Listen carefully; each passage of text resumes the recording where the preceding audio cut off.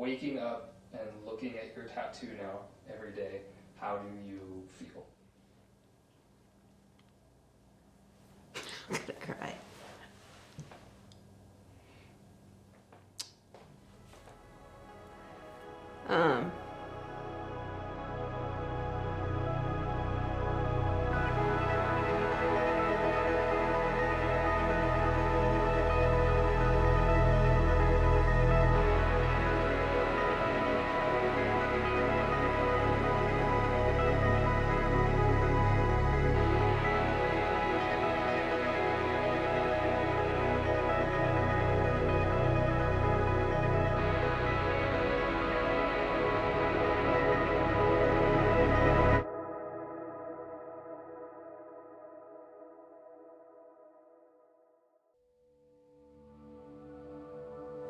So we're Matt and Jen and Layla Rader, and this is Maggie.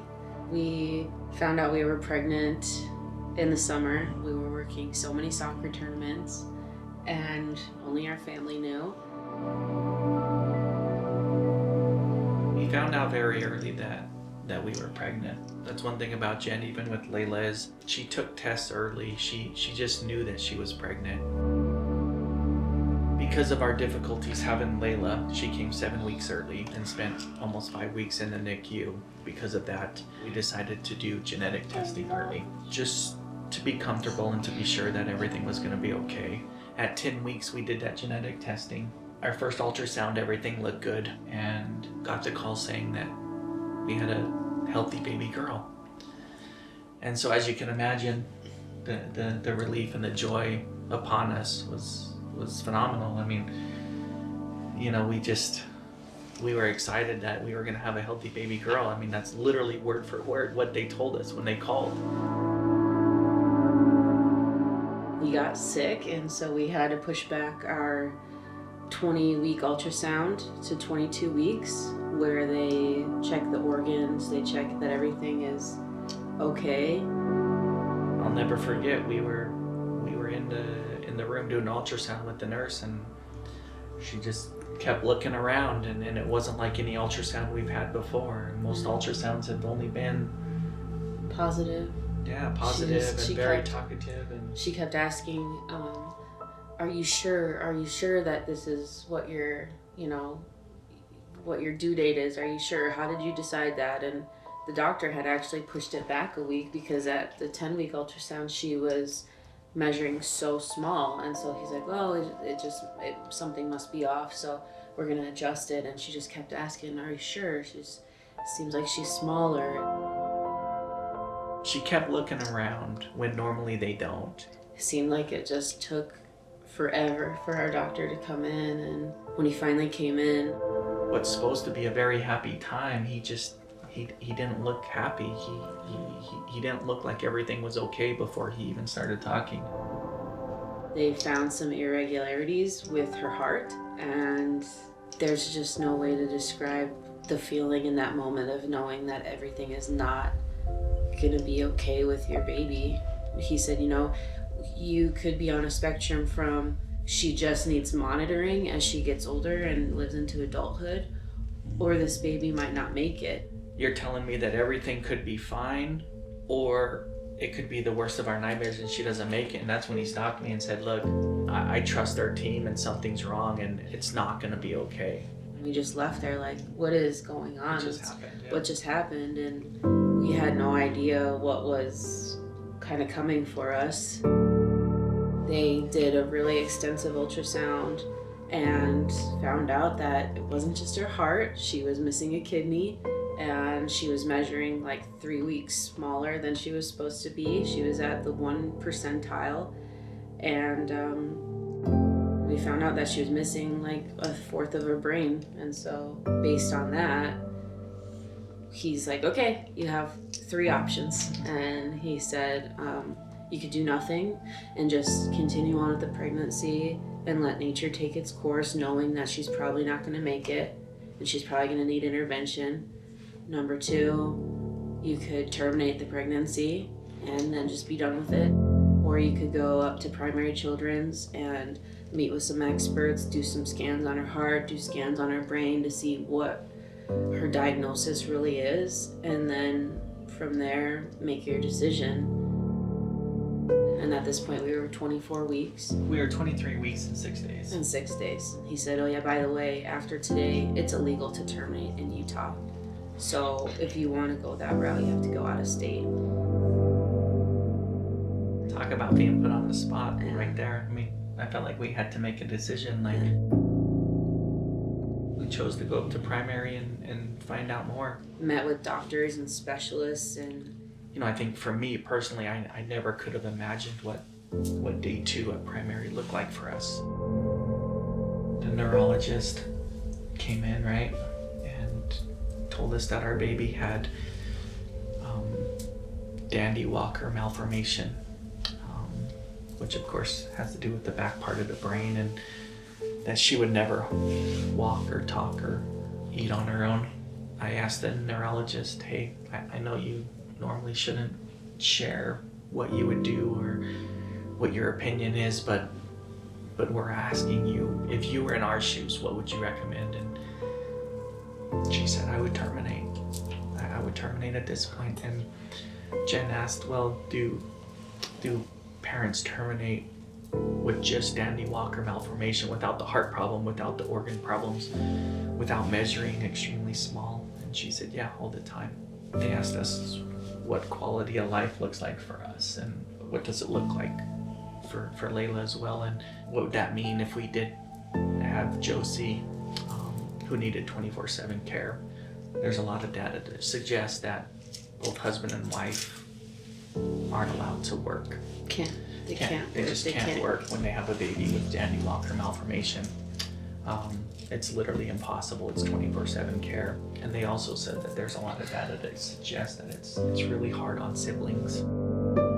Lastly, they said that there's a lot of families who end up in divorce just because it's just so hard. And at that point, you know, obviously we had to strongly consider terminating at the neurologist's recommendation, and we explored that option. And when they talked about the process of what that looks like and going out of state, they put you to sleep and they extract the baby. You never meet her, you never see her, and I just couldn't do that after we had gone through all the appointments. We were at 26 weeks. We know multiple people who have had babies at 26 weeks and they have survived and are thriving. And so for me, I kind of always had that marker in my head internally of, regardless of if it's illegal here or illegal somewhere else, once we hit 26 weeks, I don't think I can't be the reason that her heart stops beating. there was one key piece of information that we were waiting on, was the genetic testing still. And that would tell us if our baby had trisomy 18, which is potentially what they thought, even though we had already been told it wasn't trisomy 18. But at that point, trisomy 18 would be considered in Utah a lethal diagnosis to where we could terminate. The results finally came in a few days later. She said it's trisomy 9 mosaicism, which she had told us on the phone that less than 100 babies have ever been reported with this. And so we started asking a lot of questions, and as you can imagine, at the top of our minds was, is this a lethal diagnosis like trisomy 18? And she said no. She said it's a grave diagnosis, and we couldn't terminate legally here in Utah. I said, okay, well, we know our baby has a brain problem. We know our baby has a heart problem. We know our baby has an organ problem. It's pretty clear and obvious that she's not gonna make it. The most likely scenario is she's gonna pass in the womb. If she doesn't pass in the womb, she's gonna pass during delivery. And if she does survive delivery, then she won't make it a day or two. I said, with all those factors involved, how could it not be a lethal diagnosis? There's no way our baby is gonna survive. And she said there's just not enough information. I just kept thinking, how am I gonna do this? I'm gonna see all these people. I'm starting to really show. I can't hide it at this point. And we were approaching another soccer tournament, and I knew we were going to see hundreds of people from the soccer community who we're friends with who didn't know we were pregnant at the time, and I needed to not have to have that repeated conversation 100 times. And so I just figured, let's just use the power of social media, and I shared our news that, you know, our baby probably wasn't going to make it, and I did that so that I wouldn't have to have those conversations. And so much strength came from that post for us, I think, and we quickly realized how many people have shared experiences to ours, and it just broke my heart that these people were suffering in silence and they weren't able to share their stories, or they felt like they couldn't. You know, it's a taboo thing to talk about, and we chose to.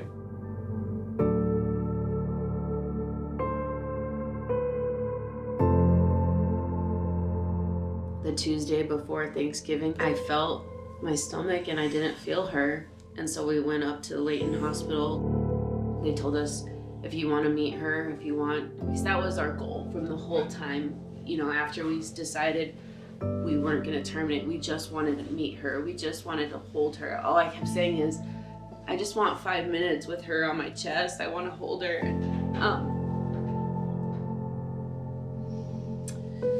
And so, yeah, they said, if you want to meet her, this is your best bet. This is your time. So we got the dogs, took them to doggy daycare, and went to the hospital, and they started the induction process. Thursday morning was Thanksgiving. At 9 o'clock in the morning, she had a heartbeat. I'll never forget the ultrasound where there was no heartbeat. The nurse didn't even say anything. She didn't have to say anything. Her first words were, "Sounds like you guys know what you're looking for." At that point, they broke my water and the labor intensified, and 3.5 hours later, she came out. She was born at 9:28 p.m. It was us and my mom and Matt's mom, and we just loved on her. Well, they loved on her. I couldn't hold her for about an hour. They handed Josie to me first. I remember just holding her until you were ready and just loving on her and squeezing her, and that's a time I'll never forget.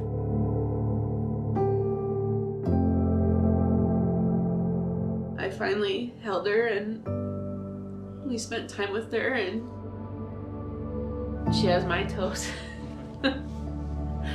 Long toes, long fingers. She has Matt's nose. She has Layla's nose. We went up to the recovery room and slept for a few hours, and then the next day we had the nurses bring Josie back up. We weren't ready after that one night with her. We got to spend a couple more hours with her and really say our final goodbyes. And then a week later we did the funeral.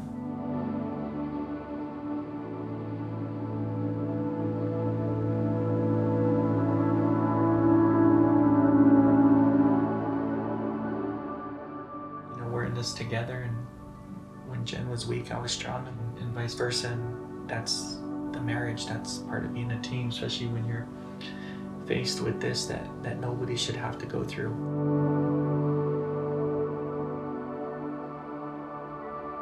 I hope that Jen's journey on social media documenting our situation and what we are going through can shed some light on this process and how it takes place.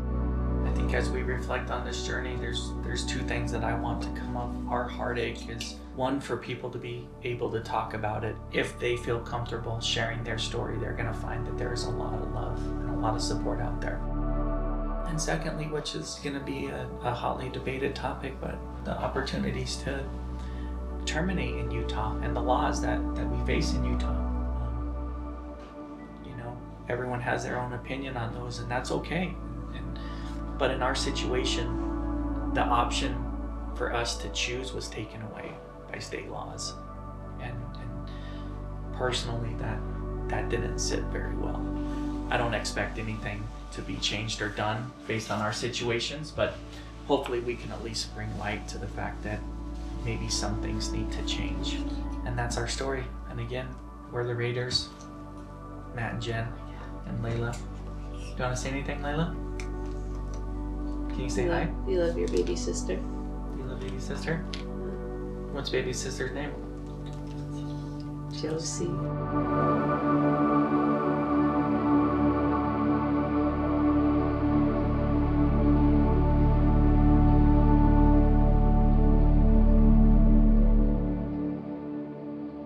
When I found out I was pregnant again, I thought, okay, so I'm going to add to my arm, I'm going to add whatever month this baby is born in, I'm going to add the birth month flowers to my arm and whatever color birthstone. And she was originally due on January 12th. Then they changed it to January 19th. And then as this whole process happened, I was like, okay, I guess I'm adding a chrysanthemum to my arm. I got my first tattoo as a memorial tattoo. My cousin died in the Army when he was 19. He's actually who Josie was named after, his Leonard Joseph. I have a tattoo for him on my wrist. The second tattoo I got was a train, and it was symbolic of the little engine that could. My mom always read that story to me, and she told me that I could do anything that I wanted to, just like the little engine. And that's still extremely meaningful to me. The execution of the tattoo was just poor. And so this was my train. It's covered up now. Matt and his brother were born in Hawaii on Maui. And so when I had Layla, having a Hawaiian tie to her name was important to us. So we spelled her name like a Hawaiian lei, L-E-I-L-A. And now I have these hibiscus flowers. They're purple for her birth month. Every tattoo I've gotten previously, I would just walk. It's funny to me that I've done this, which is like, anyway, I've just walked in somewhere and gotten a tattoo from whoever was available. And I was just thinking like, that is the dumbest idea to do for this tattoo, because it has to be a good one. It has to just be so special. It has to just do my baby girl justice. So my friend Catherine works for Saniderm, and I texted her, can you recommend anyone in Utah that, you know, would do Josie justice, that we could have a special piece done? And she sent me like, I don't know, she went crazy that day sending me the names and the Instagrams of like 12 different artists. And I found 3 that I really liked their work, and I reached out on their request a tattoo form online or whatever they said to do, and it takes a long time to get in to see someone. It just felt so important to me, that, and so urgent, that as soon as we lost her, I just wanted to be able to add her flower to my arm.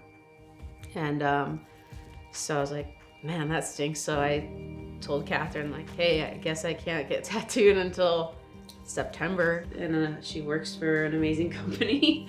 And I guess they had a discussion, and they work with Walter, and asked him if he would be interested in doing a piece for me in honor of our baby. And man, the team at Saniderm hooked it up. They reached out to Revolt and to Mike there. And with Jen, I think what struck me, and I knew it was going to happen, but when Brent contacted me and I contacted Walter and said, hey, here's the situation, there was no hesitance. It was, oh, absolutely, we're going to make this happen.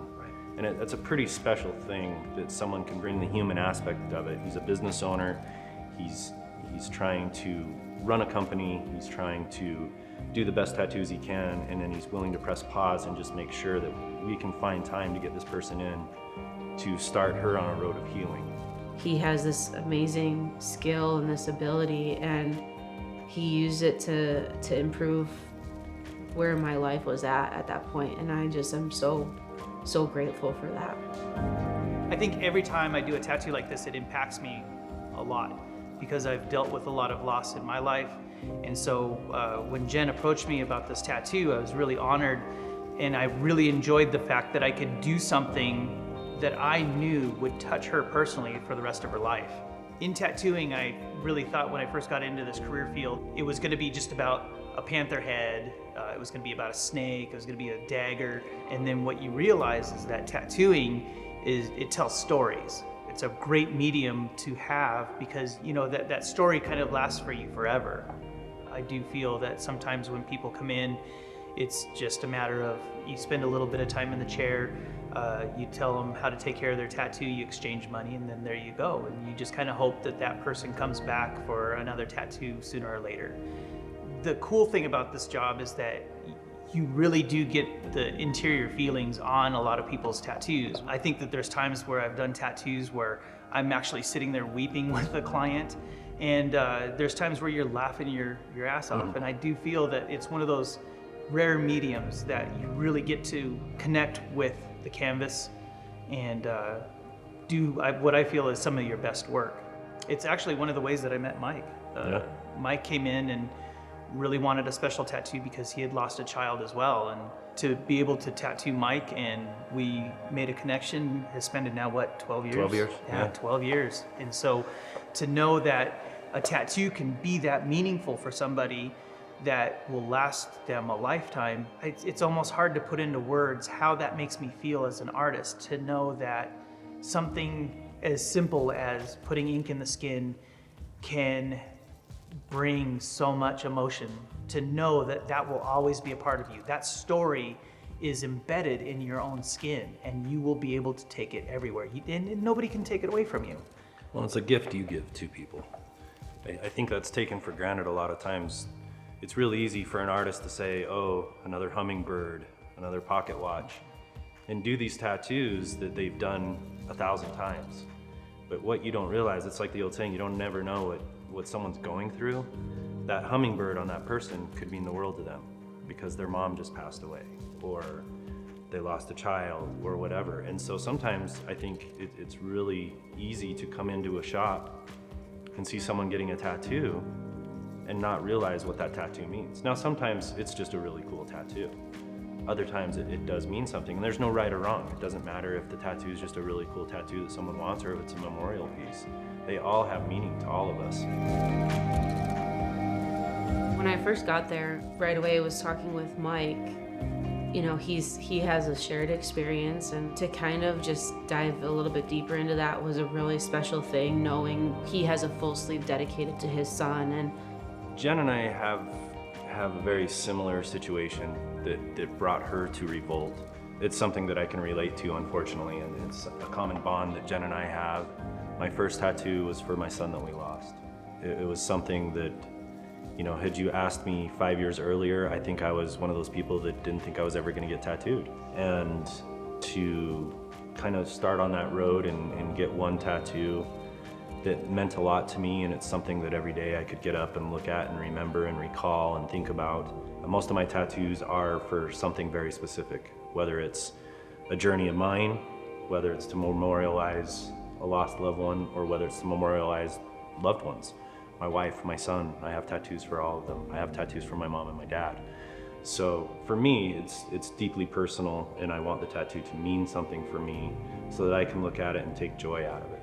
I met Walter years ago at another one of his shops. Came in and just did a walk-in tattoo, and it was also a memorial piece actually for my grandma. We just kind of hit it off. I knew I really liked this guy, the energy he brought, and that turned into, I want to do another piece, I want to do another piece, and then he tattooed a very special piece for me, which would have been my son Michael Jr.'s 10-year Angel Day. And he came in on his day off, made it very special for me. We had a lot of deep discussions. I'm definitely one of those people, I think we both sat there while he's tattooing and shed some tears, and then shed some tears of laughter too. I have a rose that we did on that 10-year anniversary, and I remember that day in full.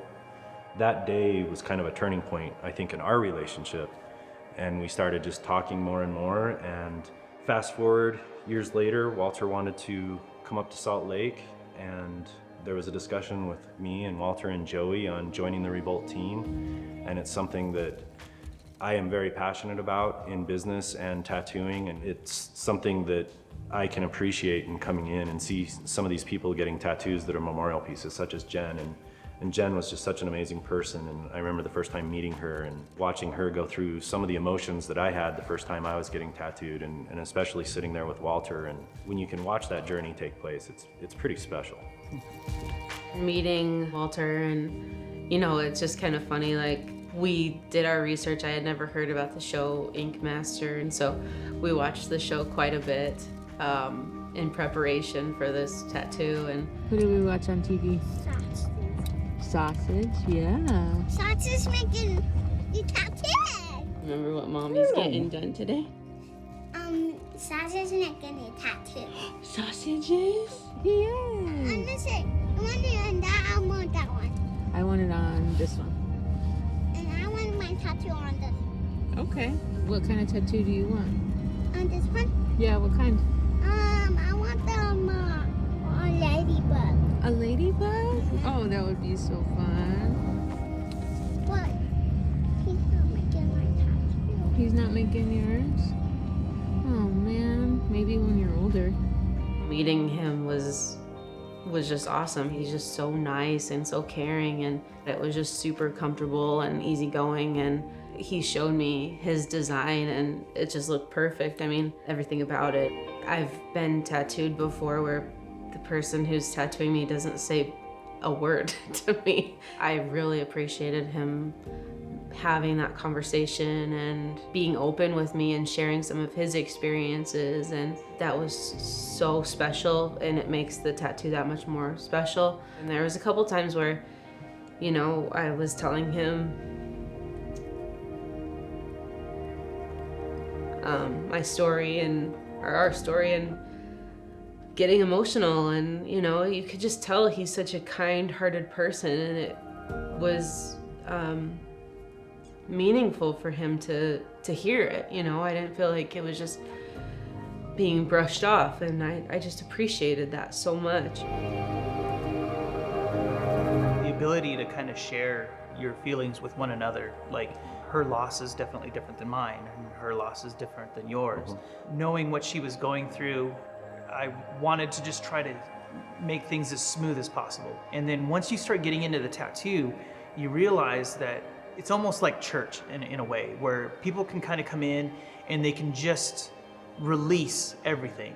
And the idea that she was able to come to me and we were able to do a design and we were able to get in the chair and do something that really meant a lot to her, that she could just sit there with her raw emotions and just open up.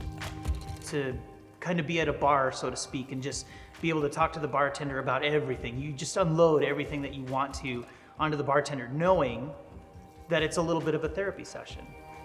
It's really interesting for me to hear his perspective on that, having been the person sitting in the chair that I sat through that therapy with him. And it is very much like you said, going into a bartender and unloading on that bartender. You're giving absolute confidence. You're sharing something.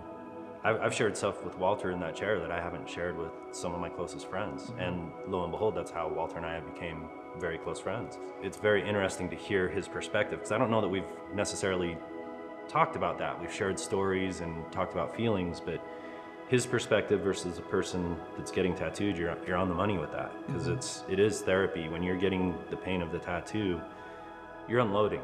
It's baggage. You're taking it off your shoulders, and it's relief, and it's a way to familiarize yourself with the situation.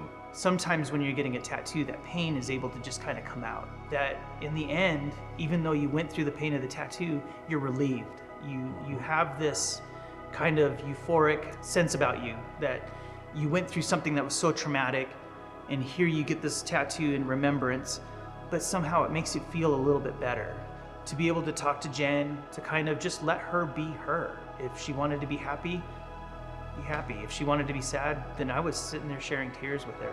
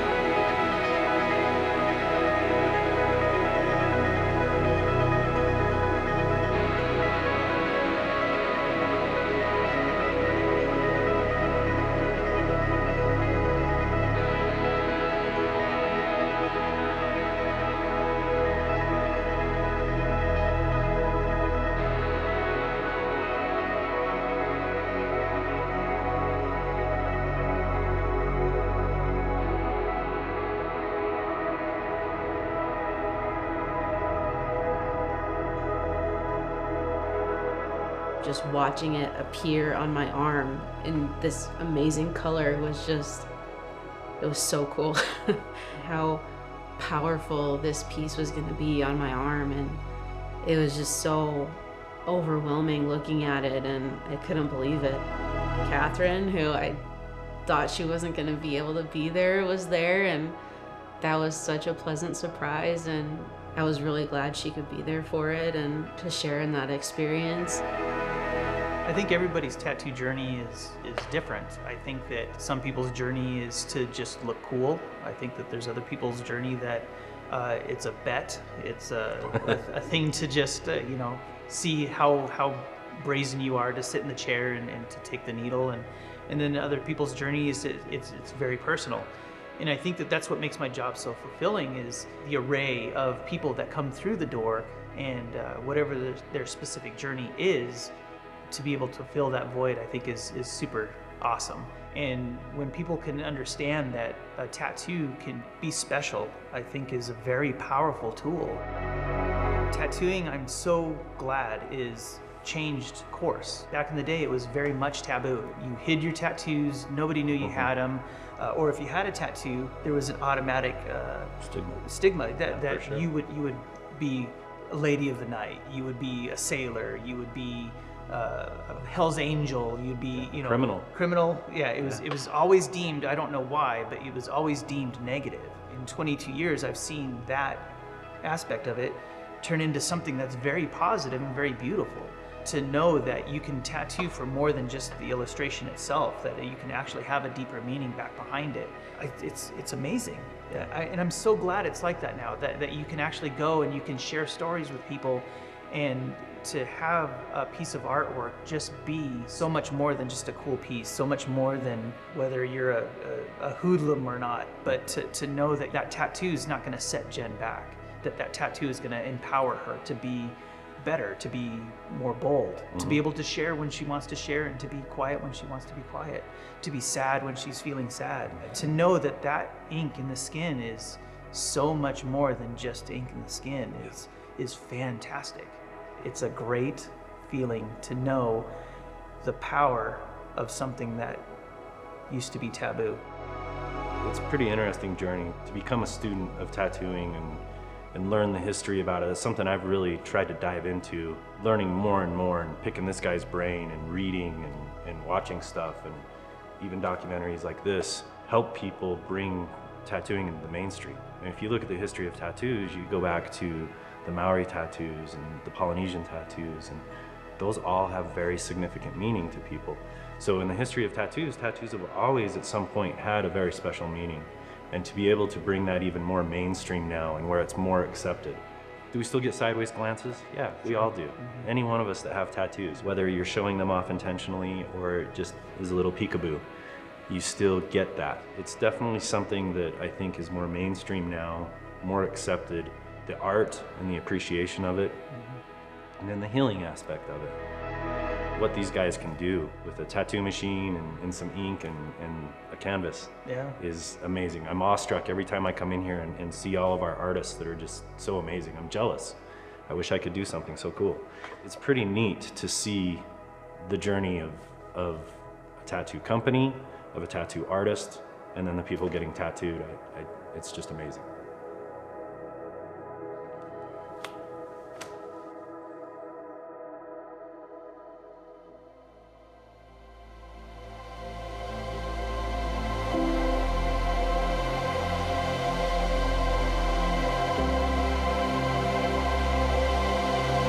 Jen can look at her tattoo to be brought back to that emotion of the day, and I just have to applaud for how brave she is, because putting it in some place where everybody can see it, you know it's going to be a conversation starter.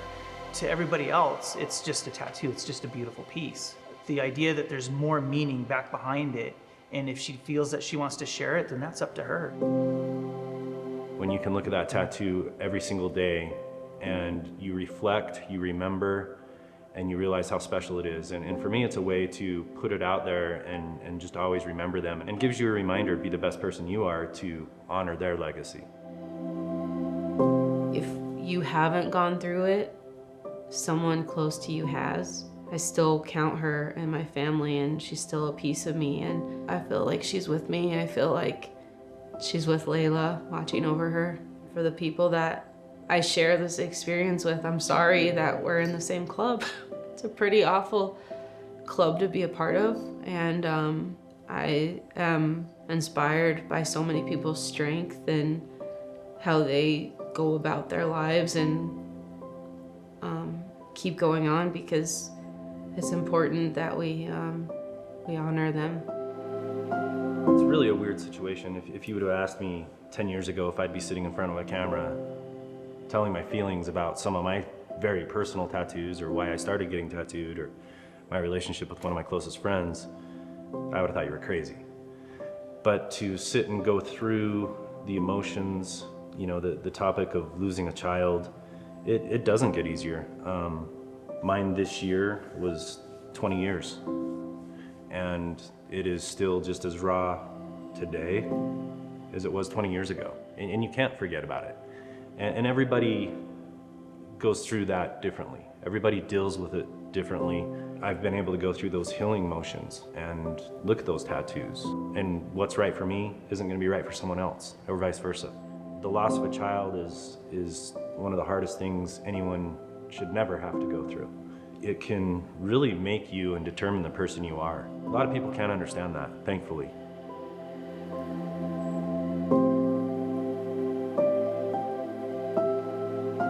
For the rest of her life, she'll be able to look at this flower and see her child.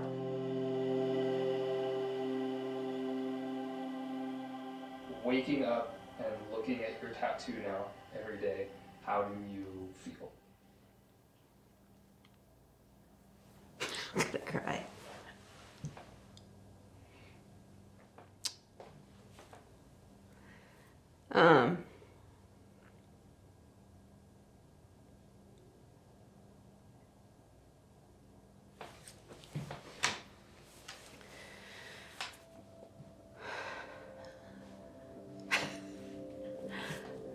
Get it together.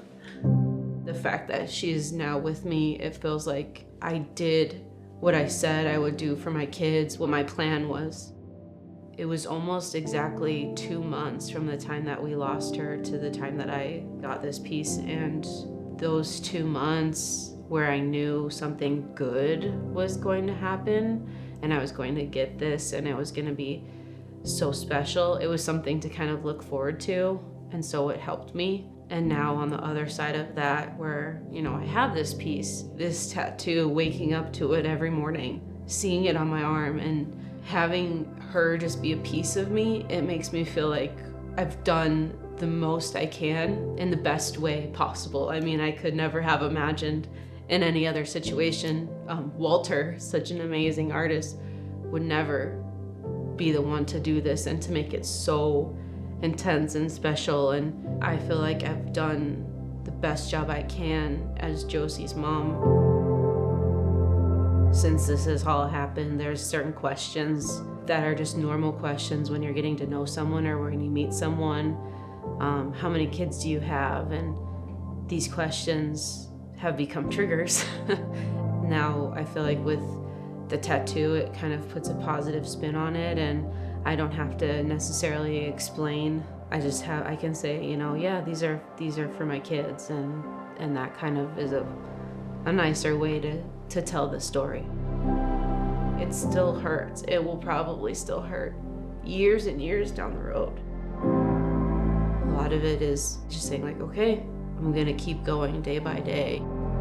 I can miss her, and I can grieve that she's not with me, and I can allow myself to see, you know, a 4-month-old baby and think, damn it, I should have a baby in my arms right now.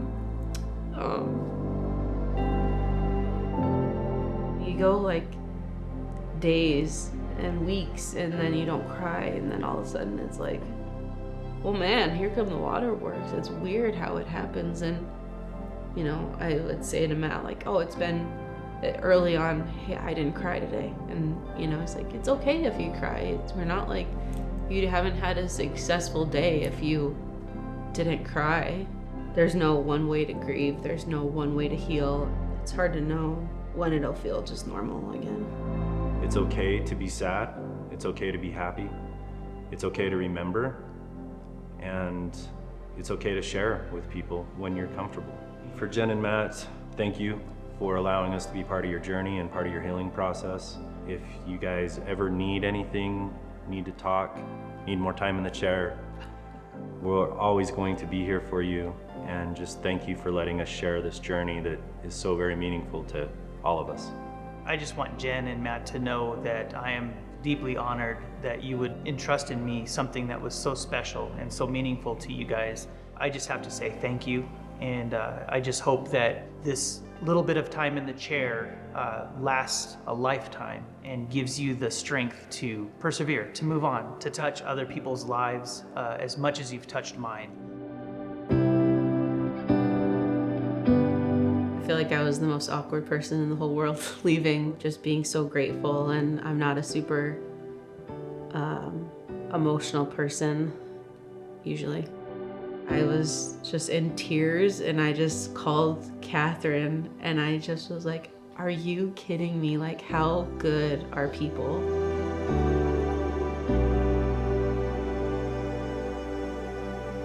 I shared just to get it out there, to have as many awkward conversations as possible at one time.